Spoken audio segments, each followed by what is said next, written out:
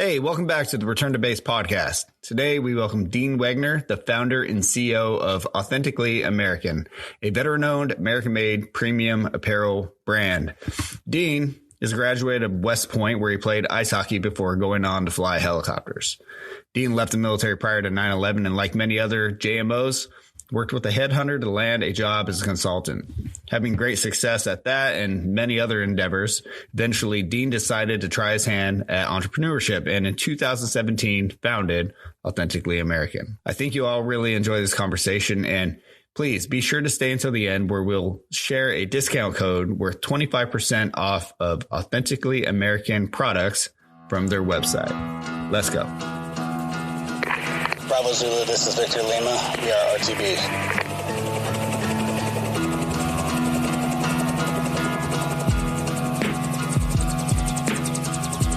This is Return to Base, a VeteranLife podcast.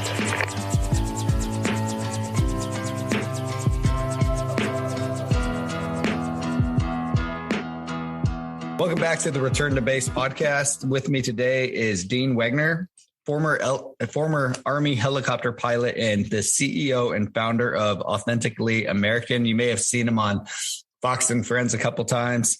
Graduated from West Point in 1993, right, Dean?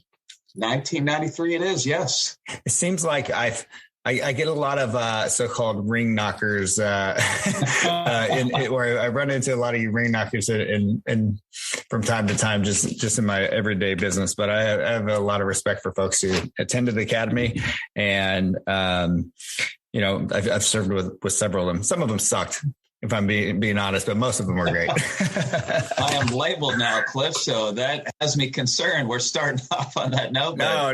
You're good. Network, and just like any school, I mean, there's great people everywhere, and there's also, unfortunately, not so many great people. So I'm hoping you keep me in the good list. Yeah, well, you're here, so that's a good start. For the audience out there, Dean and I met as I was actually transitioning. Right after I transitioned out of the military, I worked in the same office complex as him for a short period of time, and then I moved on to a different company. But we've stayed connected, and weirdly enough, I remember the last time I saw you in person. You didn't see me, but I was at a hockey game, and all of a sudden they said your name, and I looked down, and there you are, like waving, and you were on the jumbotron. I was like, hey, I know that guy. That brings back great memories. Pre-COVID, that's when I was veteran of the game at the Nashville Predators. Yeah, pre-COVID. What is that like? That was a long time ago. Anyways, so Dean, what type of helicopters did you fly in the Army? So Cliff, I last flew Hueys that were visually modified to resemble the Russian Hind attack helicopter. I was at the Army's National Training Center, Fort Irwin. I don't know. Have you ever been to Fort Irwin? Yeah, but I don't like to talk about it. Most people don't have the fondest of memories, but it was by far my favorite flying job because I was leading Op 4, opposing forces aviation. Yeah. And, we had the fancy laser tag miles system, and we would fly around the battlefield shooting tanks and Bradleys, all in the name of training. And it was an incredible adrenaline rush. Unfortunately, there weren't real missiles firing back at us. Yeah. You know what? I've served with several people who drew that Op 4 assignment. And, at first, when they get that Op 4 assignment, especially like infantrymen and such, they're like, oh, man, because it kind of takes them out of deployments and stuff. But they all absolutely loved it. They said it was like the most fun they've ever had, and they always win. So there is something to be said for home field advantage, and you're fighting a battle, 12 months a year, and you've always playing on the home field. So yeah, I, like others, was like, Fort Irwin, where are they sending me? That is in the middle of nowhere, and it is in the middle of nowhere, and it's a phenomenal mountainous desert training environment. But like you're mentioning, the 11th ACR, the Op 4, I mean, incredibly high morale, esprit de corps, and the training is just phenomenal. Yeah. And a lot of those guys come out of there to become really great leaders in the military.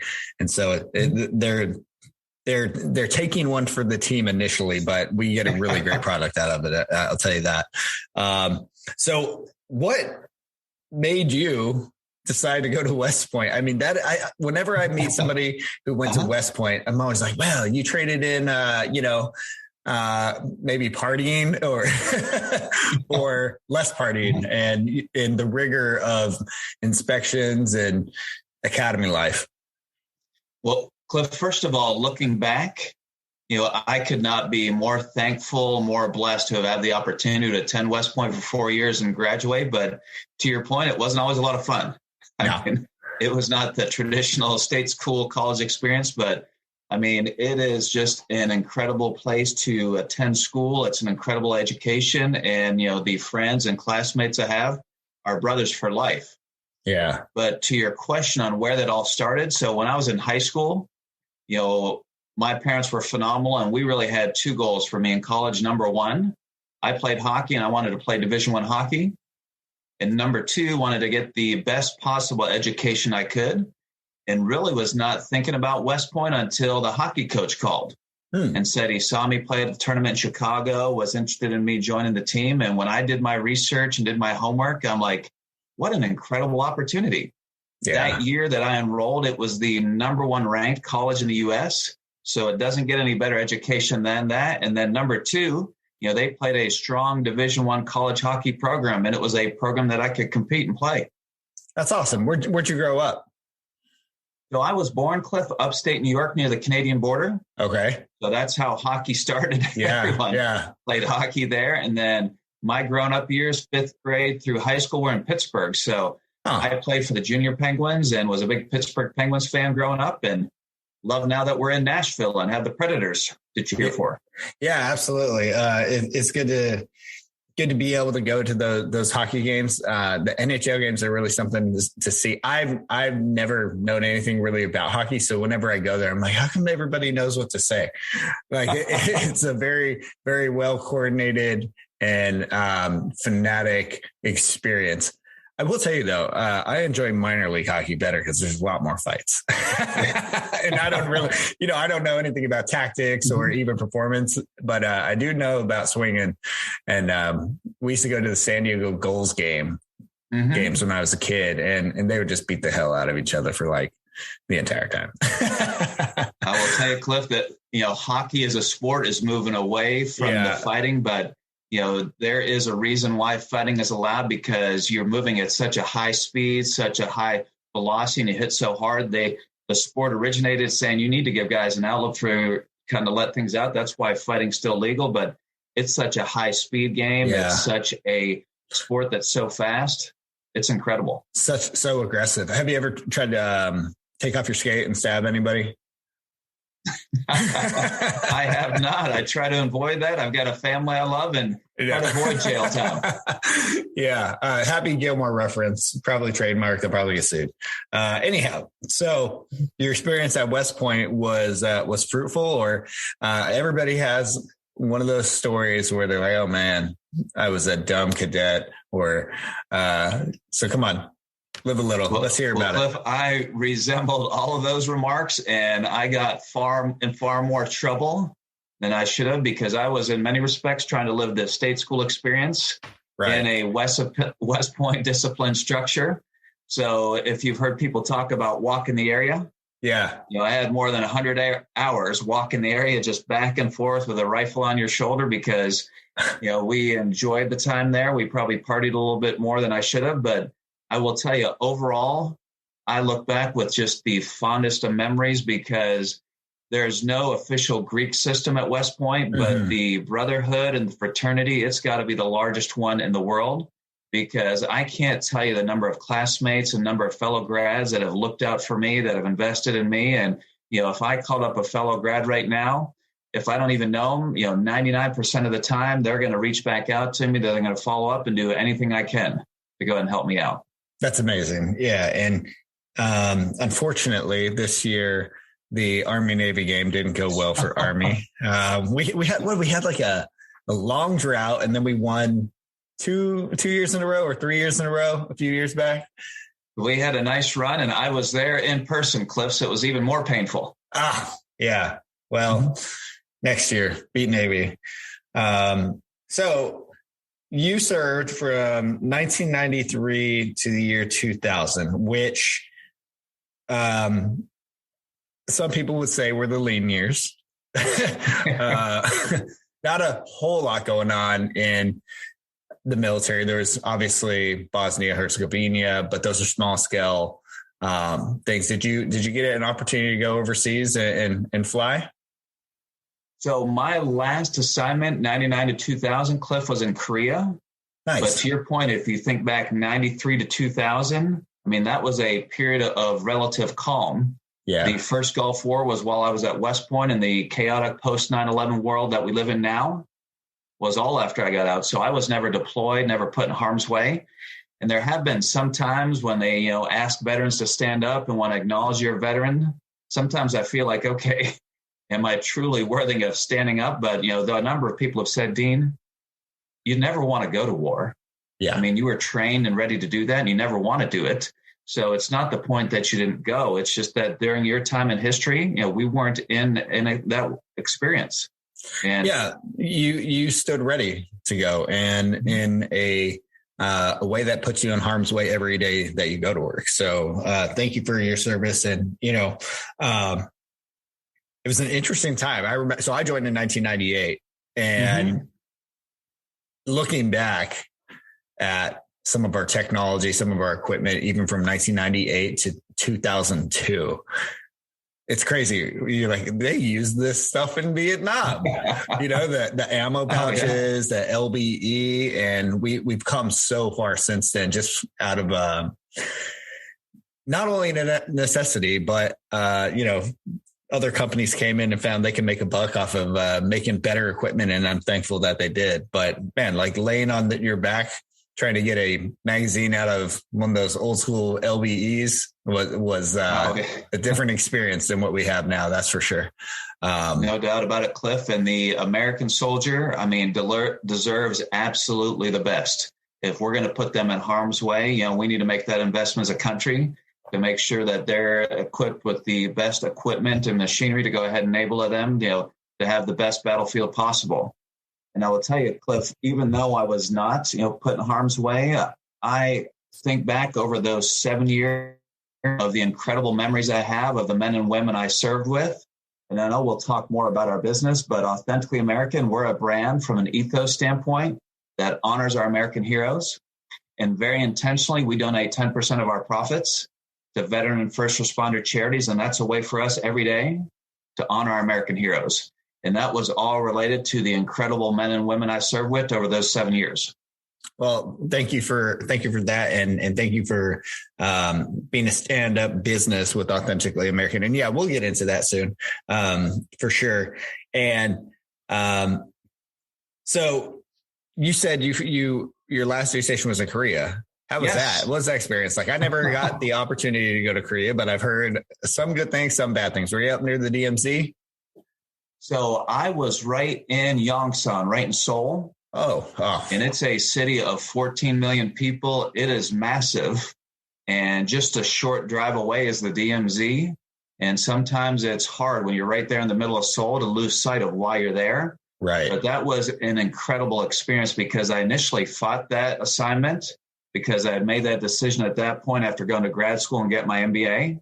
That I wanted to transition after my 7-year commitment was up. And I thought it's going to be incredibly hard to find a job halfway around the world.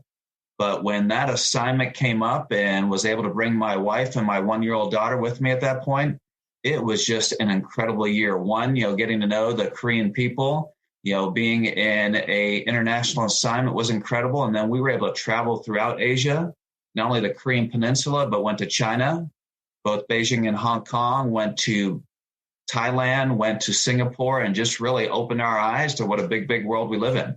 Yeah, that is an interesting experience. One thing that I've never really thought of, in my mind, when I think of assignments to Korea, I look at it from the lens of, so I was enlisted.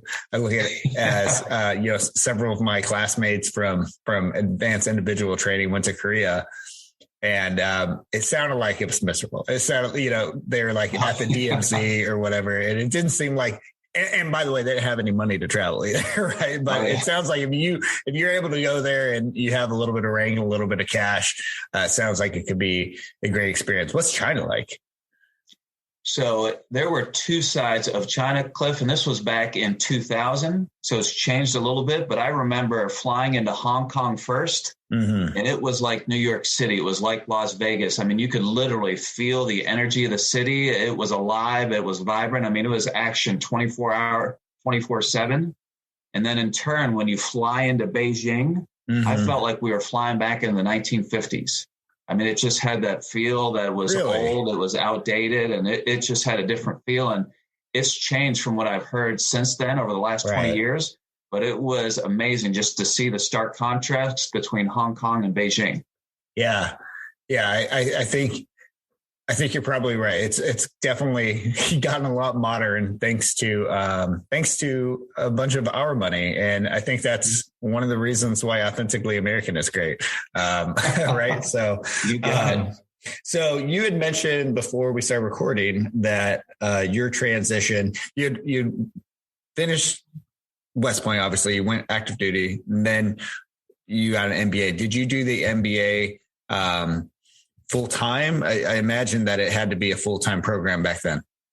Actually, it was a part-time program. It was evenings and weekends. So this one I was assigned to Fort Irwin, assigned to NTC. So Cal State was either an hour and a half or 2.5 hour drive, depending on where my job was. But it was just my wife and I at that point. And, I wanted to further my education and get my MBA. And, went 2 to 4 nights a week and then sometimes on weekends. So it was exhausting from a schedule standpoint. Right. But that reinforced that I love my country, love the service, love the esprit de corps, but I really have an aptitude and really have an interest on the business side. Yeah. And that ultimately led to the decision after 7 years to pursue a different career field. Yeah. And you mentioned that you used a JMO, so junior military officer recruiter. Which one, if you want to give a little shout out? Sure. Had an incredible experience with Cameron Brooks. Oh, nice. And they do a phenomenal job, not just with me, but, all their candidates they bring through. And what makes it so nice, Cliff, is, they hold conferences. And it was back then, I think 4 per year. But they bring in all these companies over the weekend. And I remember over 2 days having 15 interviews. Oh, wow. Wow. So you get all these opportunities, all those offers laid out, and then you get to see, what's going to be best. Yeah. Who did you land with initially? I was very naive back then, Cliff, because I remember at grad school, a lot of my classmates had said, hey, Dean, when you are looking at opportunities, I think you would love a Big Five consulting type job because you work with incredible clients. You have the incredible training and programs they have in place at these Big Five consulting firms, and ultimately accepted an offer with KPMG. Nice. And it was as advertised. I mean, worked with incredible clients, had incredible experience, but what I was naive and didn't realize, Cliff, was travel. Right. And I love my clients, love the work I did, but I love my family more, and I never saw them. Yeah. It was Monday through Friday every week. And, what's most important to me is God, family, and country. Yeah. And when I'm away 5 days a week, I'm not able to be a great husband. I'm not able to be an amazing dad. And that just was not going to work long term. That's a great point that I think a lot of people still lose sight of is when we transition into the civilian world, we have an idea of who we are and we have an idea of how much money we want to make.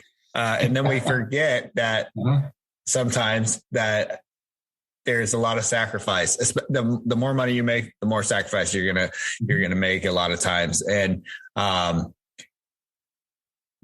about how coming to that realization, it must have hit you like, wow, okay, so I'm sure you're making pretty good money, but at the same time, you were like, wow, okay, maybe I need to go a different route.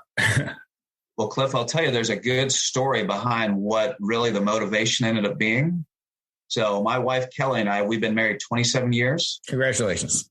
It's been an incredible experience. And we have 4 amazing kids. We have 2 daughters, 23 and 20. We have a 17-year-old son and we have an 11-year-old son we adopted from Ethiopia. So that's why after my Christian faith, my family is so incredibly important. But at this point, we were living in Denver, Colorado, and I was traveling Monday through Friday every week. And I remember coming home, Cliff, on a Friday night, and we had some friends over. And my oldest daughter, Kara, at that point was 3. Right. And I was a proud dad, and I wanted to show our friends how smart she was. And she had built this puzzle of the U.S. with all the states. And she's like, Dad, let me show everybody. She's like, here's Denver, where we live. Here is California, where my cousin lives. And here is Texas, where my daddy lives. And I was like, oh, my goodness. If my daughter thinks I don't even live with our family, and I truly want to be beholden to God, family, and country, I mean, I am missing a huge opportunity to be present as a dad.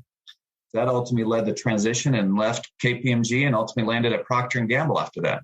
Nice. So what was that transition experience? So from the time that you realized you needed to make a change and from the time when you went to P&G, how long did that take? Because I imagine you didn't just make a call to your boss and say, hey, I quit. No, this was a multi-month experience. But one of my favorite mantras, Cliff, is it's not what you know, it's who you know. Mm-hmm. And over my career, so many people have invested in me and I've invested in people. And I love that you and I have kept in touch.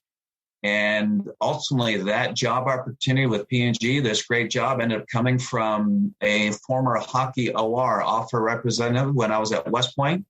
Wow. Who is now working for the Association of Graduates at West Point. And I reached out to him and shared what I do and what my background on what I was interested in. And he said, you know what, Dean? Let me introduce you to P&G. I mean, they have incredible brands. They have an incredible, veteran training program. So I think it'd be a great fit for you. And he was right. It was. And, spent 6 amazing years there at P&G. Right on. Where did you have to move? So it's funny, Cliff, I'm laughing with you saying that because one of the reasons I got out of the Army was to stop moving. Yeah.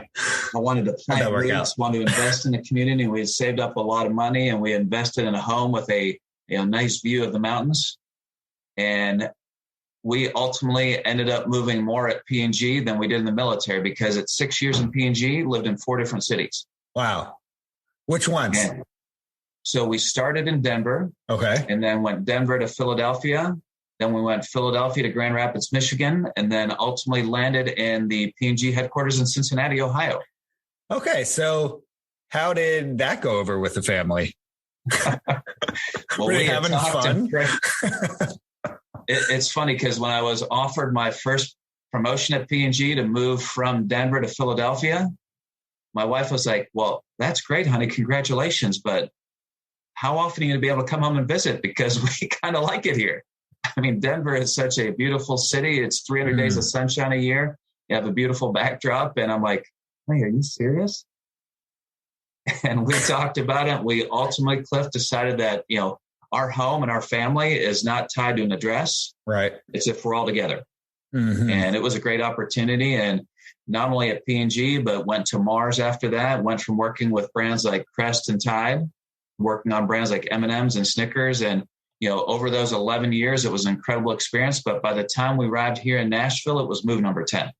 Wow. So we moved far more and we landed here, and what a great city Nashville is, what a great place it is to raise the family. And that was one of the motivations to go down the entrepreneurial path. Yeah. Let's kind of transition to that. So it sounds like, number one, you had to move a lot and that is disruptive, especially as your kids get older. But not tying yourself to one particular address, I think is important. But as your kids get older, they start kind of having a vote, right? Oh, yeah. Or at least some input. Was it to be able to come to Nashville and establish roots? Did the family kind of say, hey, Dad, we don't want to move anymore? Or at that point, they had to have been in junior high school or high school, right? Yeah. Because my oldest daughter at that point was 7th, getting ready to go into 8th grade. Yeah. And we had always promised her that, you're bearing the brunt of it because every year and a half we were moving. And we had made a promise to her that by the time she gets to high school, so before high school, we would plant roots and no matter where the career is, we're going to stop moving. so she could have stability through high school. And this was a test of faith, Cliff, and it was a test of my commitment and my wife's commitment because, I mentioned Korea and we've traveled internationally. We love this a lot. And we had long before this had made that commitment to my daughter when I got a call from Mars asking if I wanted to be the country manager for New Zealand. For New Zealand. You didn't take it. And my wife and I we were incredibly excited and fired up. And we went to my daughter and said, hey, what would you think about this? And she said, you know what? Are you going to keep your promise? Wow. You promised me that I would be in one place. And that means 8th, 9th, 10th grade, I would be moving again. And my wife and I prayed about it and said, you know what? We need to be, men and women of character. We need to keep our word, and ultimately said, okay, we're going to decline that offer. And ultimately after that is when the opportunity came to move to Nashville. Nice. What did you move to Nashville for? A different position with Mars or?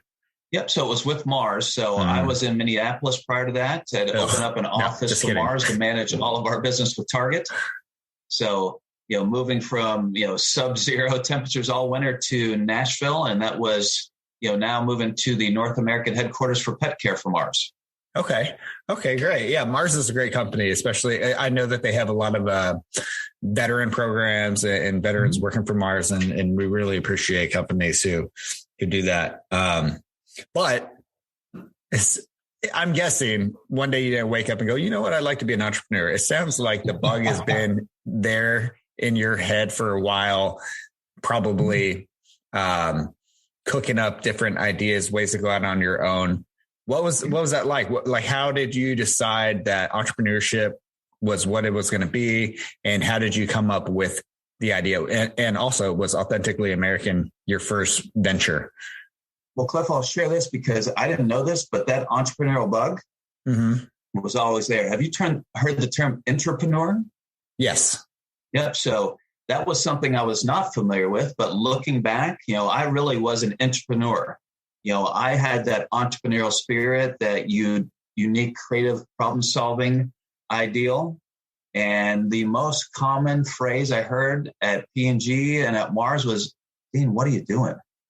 Right. I'm like, what do you mean? They're like, well, that's not how we do it. That's not the Proctor way, or that's not the Martian way. And I never did things just to do them differently, but, always tried to think creatively, always try to think innovatively on how to solve problems. And I would hear things like, well, that's how we did it 10 years ago. That's why we're not doing it. So it doesn't work. I'm like, well, it's 10 years later. And here's a little different way we can do it. And I didn't know back then, Cliff, but that was that entrepreneurial spirit within me. Yeah. Saying, okay, you know what? I want to do things a little bit differently. And ultimately, the first motivation, to go down the entrepreneurial path was family related, because when I was at Mars, it was move number 10 when we arrived here in Nashville. And I knew if move number 11 was coming, I was going by myself. Yeah.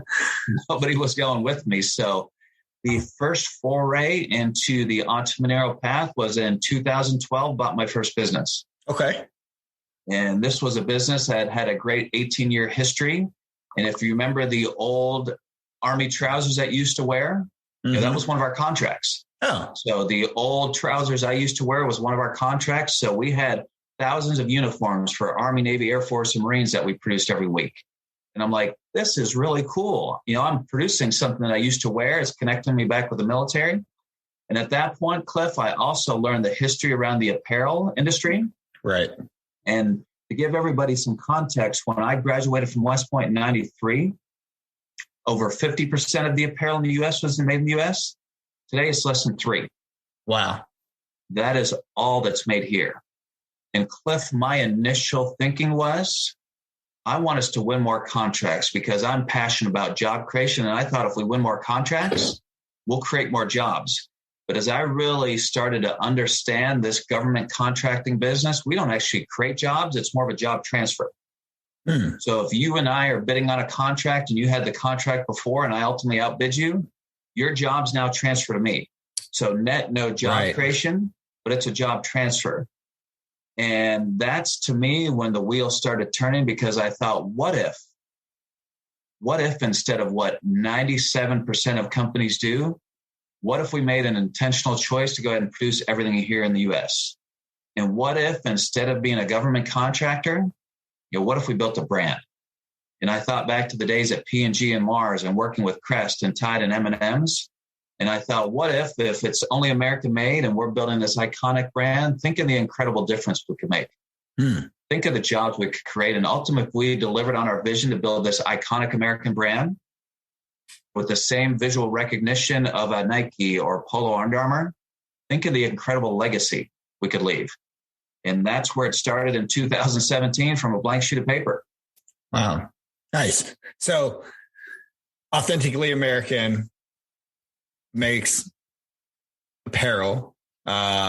Explain the business. Explain what Authentically American is. I know what it is, but you'd obviously be better suited to explain it. So Cliff, Authentically American, we're a veteran-owned, American-made premium apparel brand.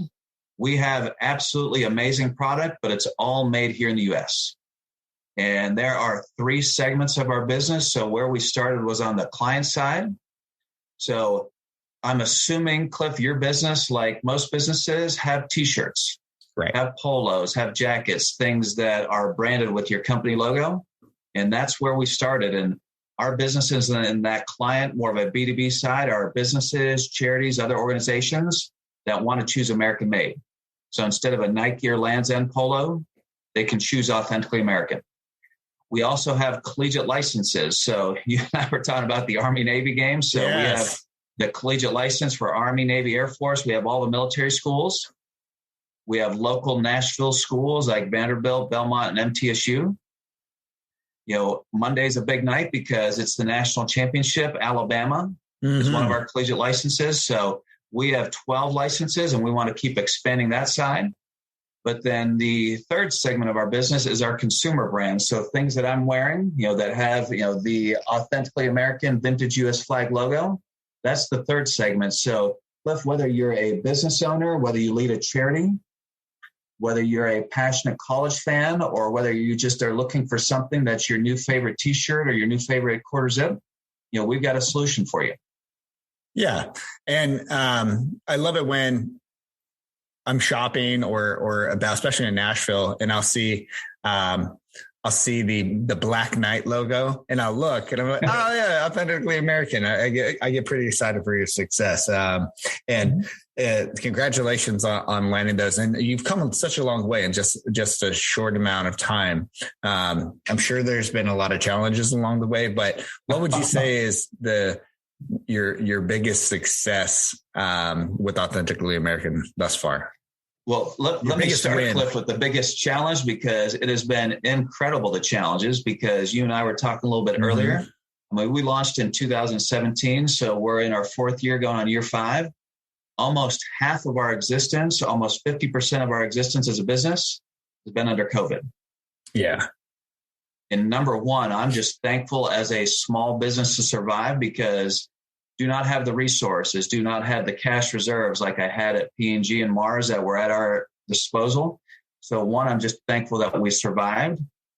And I tell everybody, with a global pandemic, you think of all the headlines about ships being stuck at port at Long Beach.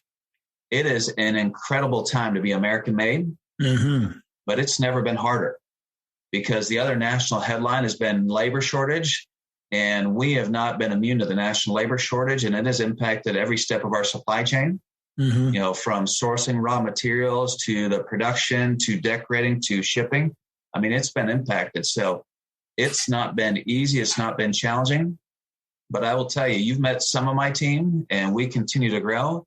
And as exhausted as we are incredibly energized, because back to that vision to build that iconic American brand, back to our mission around creating American jobs, all of us here are just incredibly passionate about what we do, the opportunity to make a difference and deliver on our vision and ultimately leave a legacy. Yeah. And I think I love that vision of trying to leave a legacy. And you mentioned the challenge, but also the opportunity with the supply chain issues. Obviously, a bunch of ships stuck in port. Explain to me what American made means. So in my mind, I'm thinking, everything, that shirt you're wearing, for instance, it has a zipper, it has fiber or textiles, or does everything come from the United States? Is it, and I can't tell, I can't touch it, but is it synthetic or is it natural? Yeah. And what does it mean to be American made? Well, Cliff, is a great question. And to give you an idea, our supply chain, just to give a little context to my answer, the most common business model from an apparel standpoint is contracted manufacturing. Right. So we have 12 U.S. states that we produce. So we have amazing T-shirts that we produce in Texas. Socks are one of our best sellers. We produce those in North Carolina.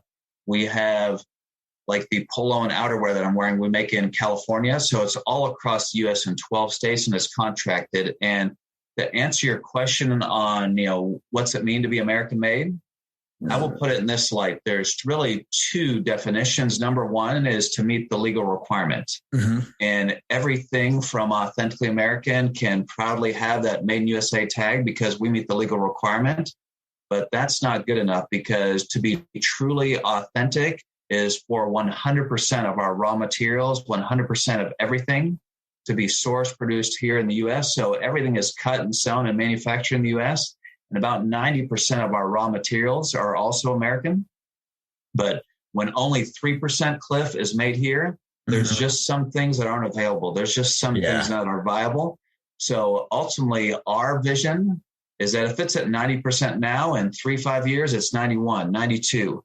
And as we build scale and we get more people to support American made, ultimately that goal to be truly authentically American is 100% of every raw material is sourced here. 100% of the production, which is already that case now, is all here in the U.S. So that hopefully gave you some context on where we are and where we're going. Yeah, absolutely. And 100% hopefully that, or I 100% hope that eventually we're able to get to that point where we're more self-sustainable, because if COVID has taught us anything is we're very vulnerable to global pandemics or even global political issues, especially with places like China. And let me ask you a question. This is kind of a tangent, right? But I remember reading something a while back that doesn't some company have some like zipper monopoly? I look at almost all my zippers and they all have the same like 3 letters on there. Not this one. This one has a lucky symbol, but where do you get zippers from? I know this is a silly question, but so I believe, and I'm not as close to that level of detail right now, but I believe it's YKK. Yeah, that's right. There's a company here that has those zippers. But you bring up a great point, Cliff. And I guess one thing to highlight is kind of a major shift we've made in our brand positioning, because in 2017, when we were a blank sheet of paper, my thought was everyone was like you. Right. My thought was everyone was like me. My thought was everyone was like most of the listeners on this call, very patriotic, had served our country. And my thinking was that with such a large audience like that, and it being so rare that 3% is all that's American made, my thinking was we're going to lead with being made in USA. And people are going to love our brand just because we're American made. Yeah. And sadly, Cliff, what I found out is most people don't care. Yeah. We're consumers. And I think part of it is they don't care, but part of it, they don't even think about it. Our tagline is "Where's yours made?" And it's designed to be provocative. We want to go ahead and look at the tag, want people to look at the tag and see "Made in China," and want them to vote with their wallet next time and make a choice for American made, not just in apparel, but in other categories. But here's one story to highlight kind of that shift in branding, because we don't lead with American made anymore. We lead with an amazing product experience. And that ultimately is what it needs to be all about. Because Cliff, if you or one of your listeners bought something from Authentically American, you said, well, this stuff stinks. I mean, who cares where it's made? I mean, it doesn't really matter because you're never buying it again. But you had mentioned about Fox and Friends. I mean, we have been so blessed with some incredible national TV exposure. We were just on for the holidays, so just a few weeks ago, and it was the 17th time. We've been on national TV 17 times. Wow. And the very first time, Cliff, was on Fox and Friends, and this was pre-COVID, so it was in studio. Yeah, I remember watching it. Yeah, And it was surreal. I mean, it was an incredible experience, was able to meet a lot of people. And one of the people I met was a fellow Army veteran, Pete Hegset. Nice. So Pete's not only an Army veteran, but he's the host of Fox and Friends Weekends. So I actually gave, Pete, this pair of socks right here. It's a pair of our consumer brand socks. They are fun. They're patriotic. One, since people may not be able to see this, is one sock has the red and white stripes. The other sock, it's a mismatch, is the blue and white stars. And Pete loved them. And the second time, Cliff, I came back, Pete was interviewing me. And to give some context, are you familiar with Shopify, e-commerce, and how that works? Yeah, absolutely. Yeah. So to give people who are not, just a quick overview. So it's almost like a game, because live over time, you can track the number of people going to your website. You can track live the number of purchases. And from a marketing standpoint, we're always trying to see, okay, what is it that's driving that little blip? Why are more people going to our website? Why are more people making purchases? And that second time I was back in the Fox News studio when Pete was interviewing, he's like, Dean, so great to see you again. I still have the socks you gave me. I wear them all the time. They're my favorite pair. Oh, and I said, Pete, you've got to say that on national TV. And Cliff, he did. Yeah. And it was like an earthquake hit, just the spike in traffic. Yeah. The spike in purchases. And Pete didn't say, hey, I love them because they're American made. He's like, they're so soft. They're so comfortable. They have this fun patriotic design. They're my favorite pair. I wear them all the time. And almost as a secondary benefit is American made, because Cliff, if you can see the fine print here, it says designed in Nashville, made in North Carolina. But if you wear them and they're not comfortable, they fall down, they don't have a fun design, you never read the fine print. That's right.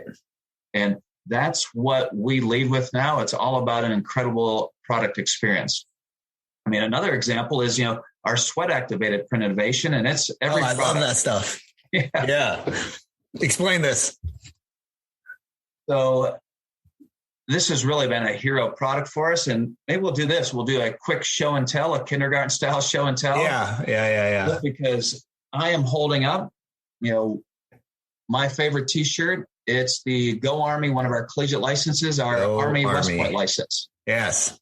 And Cliff, I love that you and I can see each other, but I wish we were in person, because if you were to feel this shirt, you'd be like, Dean, that is incredibly soft. And that is intentional. I have a shirt like that. Yeah.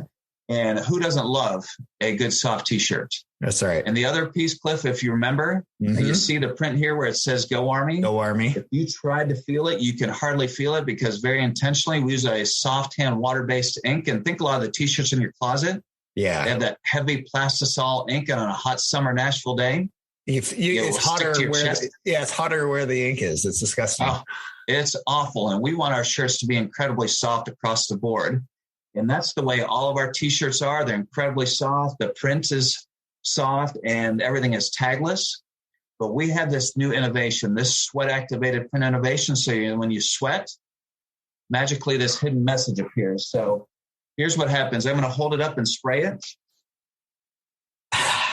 So for when you listeners out there, when you sweat, it says Beat Navy all over it. I love it.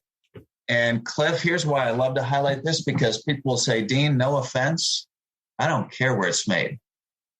The shirt is just incredibly soft. I can't even feel the print. And wow, this technology, I've never seen anything like that. And then after they have that type of experience, and they see on the tag that it's made in USA, and they think back to that 3% number, right? That's when they want to learn more. Yeah. That's when they go to our website. That's when they want to learn the story and ethos behind our brand. But if they don't have an incredible product experience, they don't care about learning more. Yeah, you're right. You're absolutely right. Dean, I know we have just about 7 minutes left before you got to get going. So I want to, as always, I want to transition into just what your service meant or means as you are an entrepreneur and successful businessman. How did that sense of service and the lessons that you learned in the Army inform your success and your drive? Yeah. Well, Cliff, I'll highlight two things. One we already touched on was the intentional choice to donate 10% of our profits to veteran and first responder charities as a way to honor our American heroes. So that's one. one that was very intentional and something I love, to honor you and to honor all of our brothers and sisters who have served. But the second one, I didn't know this back then, but after flight school, I had a unique opportunity to go to Ranger School. Oh, yes. I didn't mention that. A very rare opportunity, by the way. Not a whole lot of pilots get to go to Ranger School. And I was really torn because your senior year at West Point, Cliff, you make a choice of which branch you want to choose. Right. And I didn't realize there were 18 different choices. And I was really torn between infantry, the heart and soul of the Army, and aviation. And you remember that movie Top Gun? Yeah. Are you kidding me? That was what ultimately pushed me over the top. And I'm like, that's the kind of lifestyle I want to win. I want to be, in that lifestyle. And ultimately chose the aviation route. But you being special forces, you being infantry, you can relate to what I was wrestling with, because I'm like, did I make the right choice? And it is so rare. But at flight school, they made an announcement and said, hey, guys, once in a lifetime opportunity. We're going to have a competition and send one of you to Ranger School. And Cliff, I thought, well, here's my chance to go ahead and see how the other half lives. Yeah. And I was very fortunate, won this competition, went to Ranger School, and found out just how miserable it was. It was one of those experiences that was so awful, so terrible, that look back with the fondest of memories. Yeah. We talk about that a lot on this podcast. And Cliff, I didn't know it back then, but it was such great training for leading a startup, because you're familiar with that type of experience. I mean, you've lived it. But to highlight just a few things, because when I reported day one, there were 340 of us. And if you make it straight through in 72 days, you're living on one meal a day and 2 to 3 hours sleep a night. And they then put you in incredibly stressful situations. And there's a lot of attrition. So we started with 340. Over 72 days, we lost over 80% of our class, and there are only 70 of us on graduation day. And again, I didn't know it back then, but it was such great training for leading a startup, because Ranger School was all about incredible stress and kind of no sleep. And that's the life I'm living now as an entrepreneur. I mean, no sleep and incredible stress. And that is one thing that I look back, you say, hey, what was some of the experience in the military that trained you? I mean, Ranger School is one of them, because I'm at least eating now. I don't have to skip any meals. But I mean, it's been some long sleepless nights. But when you are energized, when you are passionate, when you love what you're doing, it doesn't feel like work. And I'm home for dinner every night. I'm home to take our kids to practice, take them to school, do different things. But oftentimes what gets sacrificed is sleep. Yeah, for sure. And not to mention about Ranger School and in schools like that, drilled into your head are operation orders, troop leading procedures, contingency planning. And if you have a good basis of that, and you're able to make decisions with a level head based on some process, you'd actually go quite a long way. But you also have to be able to think innovatively, and Ranger School makes you do that. Because they, when you get the sadistic platoon leader, right, or the sadistic patrol leader or cadre, they make sure everything that can go wrong will go wrong, right? I lived that firsthand, because every curveball imaginable came my way, and it was just, I mean, one of those experiences, like I said, it was awful. It was terrible. It was completely miserable, which is why I look back now with the fondest of memories. The fondest of memories. That's what we always say. Have you heard that there's a song called "What You Gonna Do, PL"? I don't remember that one. I'm going to send you the song, and you're going to have a flashback. It's hilarious. Well, Dean, I appreciate you joining us on the podcast, and want to congratulate you on your success and wish you the best of luck in your future endeavors. What's in the future? You're very well spoken, and you have a very good message. Are you, is politics in your future? I would never rule that out, Cliff. I want to continue to, give back and serve, and that could be something in the future. But right now we have so much going on with our business, and we've got such an opportunity to grow and make a difference that would be something long-term in the future. But that's a whole potential other segment on, kind of the frustrations on how we as a country have lost the common decency and that respect for others and treating each other with dignity, even in the face of disagreement. Yeah, I agree. I think both sides can agree that there needs to be more civility in our country and how we treat each other. So again, Dean Wegner, thank you for your service. Thank you for joining us, and hope to see you soon, man. Maybe at a hockey game. Absolutely. And I won't be on the Jumbotron this time, but I'm so glad you and I met. We've stayed connected, and I am honored to be your guest. Thank you. Hey, everybody. Thanks for listening to this episode of Return to Base. Really appreciate your continued patronage, and I really hope you enjoyed the conversation we had with Dean Wegner, the founder and CEO of Authentically American. As promised, Dean has given us a discount code worth 25% off of a total order at Authentically American's website.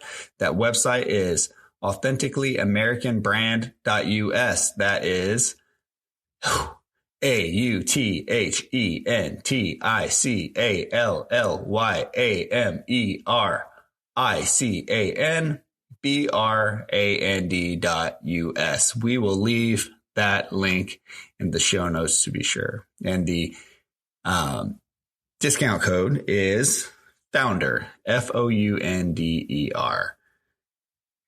Be sure to use that discount code to receive 25% off of your total order at authenticallyamericanbrand.us. Thank you for joining us again, and please be sure to subscribe to the Return to Base podcast. You can find us on any of the podcast services that are popular in the United States and throughout the world, actually. And really hope you enjoyed this podcast, and hope you'll join us next time. So until then, take it easy.